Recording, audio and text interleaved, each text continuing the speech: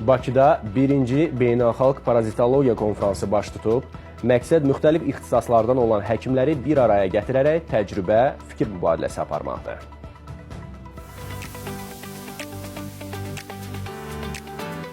3-4 oktyabr tarixlərində Nərgiz Klinikasının təşkilatçılığı ilə 1-ci Beynəlxalq Parazitologiya konfransı keçirilib. Son illərdə dünyada, eləcə də ölkəmizdə parazitar və infeksion xəstəliklərin törədicilərinə və vektorlarına qarşı istifadə edilən dərman preparatlarına və insektisitlərə qarşı davamlılığın meydana gəlməsi ilə əlaqədar olaraq bu xəstəliklərlə mübarizə xeyli çətinləşib.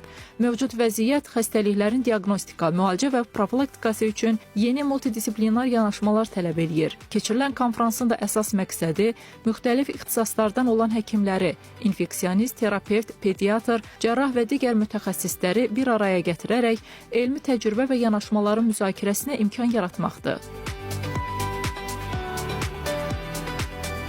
Bu sahədə uzun illərdir çalışırıq və apardığımız elmi tədqiqatlar, patentlərimiz, ixtiralarımız məhz parazitologiyanın üzərində qurulub və parazitar xəstəliklərdə fitoterapiyanın rolundan danışacaq. Bugün onu qeyd edim ki, bizim parazitalgin sirop və şərbətimiz, həmçinin də antihelmint çayımız daha effektiv nəticəsi var. Çünki Azərbaycanın dərman bitkiləri Azərbaycanın florasından hazırlanmış xüsusi dərman bitkiləridir ki, bunların tərkibi sırf təbii vasitələrdir. Alimlərimiz, həkimlərimiz dünən Elmi Tədqiqat İnstitutu Profilaktika şöbəsində də olduq və həmin institutda da laborator müayinələrə, laborator işlərə də baxış keçirildi və bu möhtəşəm tədbir üçün yəni biz uzun illər çalışmışıq. Amma bugün ərsəyə gətirdiyimiz bu konfrans təbii ki, hər kəs üçün faydalı olacaq.